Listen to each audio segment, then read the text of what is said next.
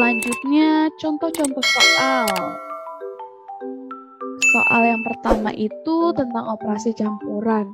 Hasil dari 31/2 ditambah 21/3 dibagi 1/3/4. Nah, ayo kita selesaikan. Pertama, karena ini masih bentuknya pecahan campuran, kita ubah terlebih dahulu menjadi pecahan biasa.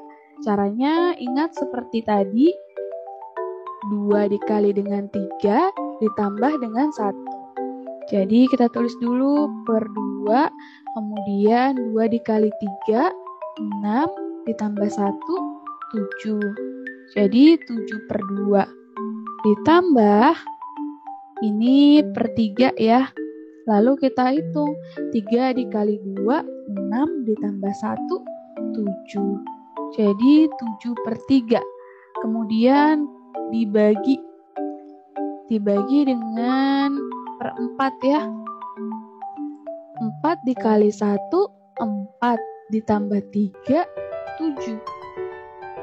Nah, ini sudah bentuk pecahan biasa tiga-tiganya. Sekarang, ingat pelajaran minggu-minggu lalu, kita kerjakan pembagian terlebih dahulu.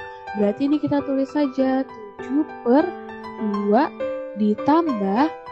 Nah, tadi barusan kita pelajari kalau pembagian supaya lebih mudah kita ubah menjadi perkalian. Syaratnya yang di belakang harus ditukar posisinya. Jadi 7/3 dikali dengan 4/7. Setelah seperti ini, kita lihat nih, ada yang bisa disederhanakan ini ya, 7 dibagi dengan 7. Hasilnya 1. Berarti ini bisa kita tulis 7/2 ditambah dengan 1 dikali 4, hasilnya 4. 3 dikali dengan 1, hasilnya 3. Nah, setelah seperti ini, kita harus samakan dulu penyebutnya karena berbeda ya. Nah, 2 dan 3, KPK-nya adalah 6.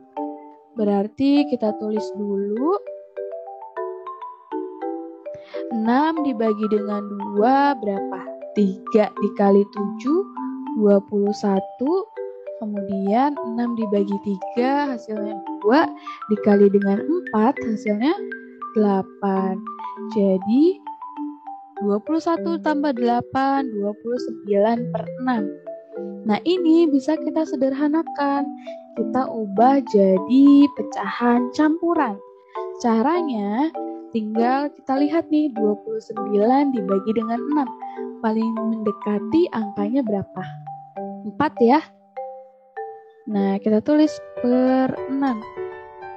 Kita hitung ya, 6 dikali 4 itu hasilnya 24. Kita tadi punya 29, sisanya berarti 29 dikurangi dengan 24, yaitu 5. Jadi hasilnya 4, 5, 4, 6. Paham? Mudah ya?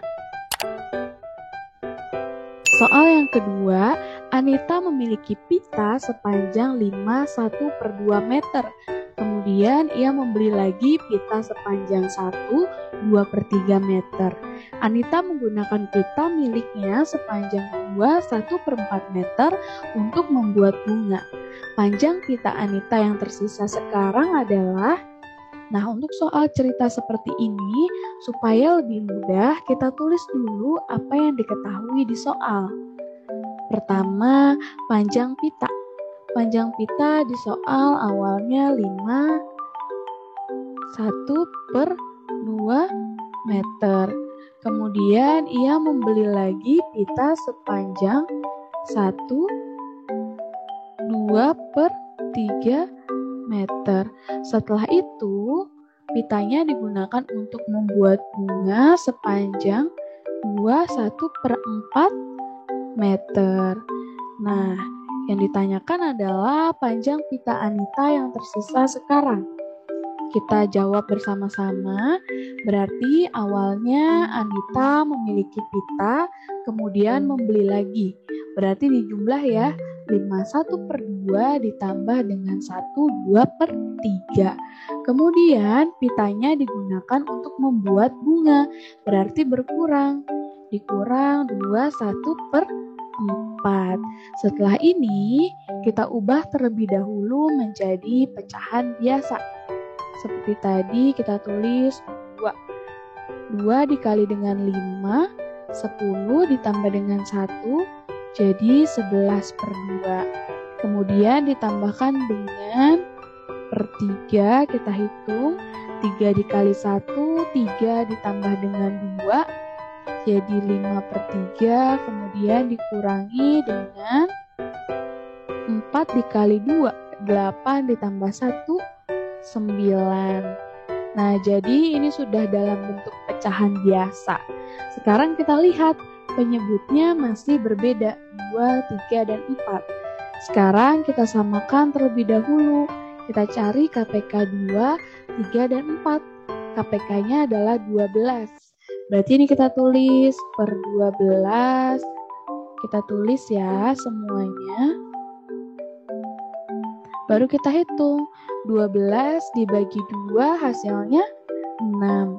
6 dikali dengan 11 berarti 66. Kemudian yang satunya lagi 12 dibagi dengan 3. Hasilnya 4 dikali dengan 5.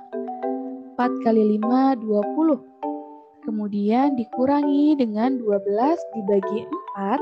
Hasilnya 3 dikali 9. 27. Nah, ini penyebutnya sudah sama semua. Baru tinggal kita operasikan. 66 ditambah dengan 20, hasilnya 86. Per 12 dikurangi 27/12. Kita hitung ya, 86 dikurangi 27, hasilnya 59/12. Nah, ini bisa kita sederhanakan, kita ubah jadi bentuk pecahan campuran. 59 dibagi dengan 12, yang paling mendekati berapa? 4 ya. Yang paling mendekati itu 4. Kita tulis 4 dikali dengan 12, hasilnya adalah 48. Berarti sisanya kita tinggal kurangi. 59 dikurangi dengan 48. 11 ya. Jadi 4, 11/12. Jadi panjang pita Anita yang tersisa sekarang adalah 4, 11/12 meter. Paham? Soal cerita yang terakhir untuk hari ini. Pak Anton memiliki kebun yang hendak ditanami buah-buahan. 30% bagian tanah ditanami pohon mangga, 20% ditanami pohon jambu, 20% ditanami pohon apel, dan sisanya dibiarkan kosong. Jika luas tanah yang kosong adalah 9 meter kuadrat, maka luas yang ditanami pohon jambu adalah, supaya lebih mudah, sama seperti tadi, kita tulis dulu apa yang diketahui di soal. Pertama, pohon mangga itu dibilang bagian tanahnya 30%. Jadi kita tulis 30%. Lalu pohon jambu itu 20%. Kemudian pohon apel sama 20%. Dan luas tanah yang kosong ini ya 9 meter kuadrat. Kemudian yang ditanyakan adalah luas yang ditanami oleh pohon jambu. Nah, setelah itu kita cari dulu nih, berapa nih luas tanah yang kosong, karena kan semua sudah ada persentasenya. Nah, tinggal kita hitung. Berarti 100% dikurangi dengan yang untuk pohon mangga 30%, untuk pohon jambu 20%, untuk pohon apel 20%, hasilnya 30% ya. Nah, setelah kita dapat persentasenya adalah 30%, berarti luas tanah kosong itu 30% dari luas tanah seluruhnya. Misalkan, luas tanah seluruhnya itu kita lambangkan dengan S. Nah, berarti selanjutnya kita tinggal tulis luas tanah kosong. Tadi sudah 9 sama dengan 30%, artinya 30/100 luas tanah seluruhnya. Berarti dikali dengan S, karena tadi kita misalkan menjadi S. Berarti kita tulis seperti ini. Kalau kita mau mencari S sama dengan, kita pindah ruas ya. Tadinya perkalian, pindah ruas menjadi pembagian. Jadi 9 dibagi 30/100. Nah, ini tadi kita sudah belajar, supaya mudah ini kita ubah jadi perkalian. Jadi S sama dengan 9 dikali 100 dibagi 30. Nah, ini kita sederhanakan ya, yang bisa disederhanakan ini bisa. Kemudian 9 dibagi dengan 3 hasilnya berapa? Hasilnya 3 ya.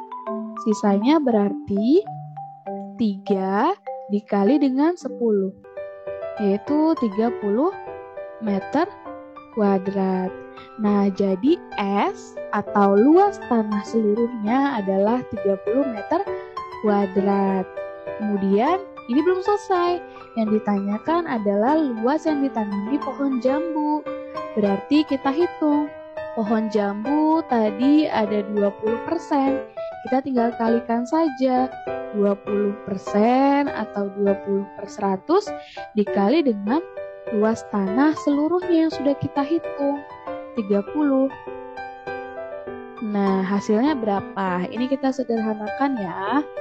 Ini bisa kita bagi nolnya. Yang ini juga. Sisanya adalah 2 dikali dengan 3, yaitu 6. Satuannya jangan lupa, meter kuadrat. Nah, sehingga luas tanah yang ditanami pohon jambu adalah 6 meter kuadrat. Paham? Nah, sekian untuk pertemuan hari ini mengenai operasi bilangan pecahan. Semoga kalian memahami apa yang dipelajari. Jika masih ada yang bingung, bisa langsung ditanyakan di kolom komentar atau kita bisa diskusi di grup WhatsApp. Terima kasih, sampai berjumpa di pertemuan berikutnya.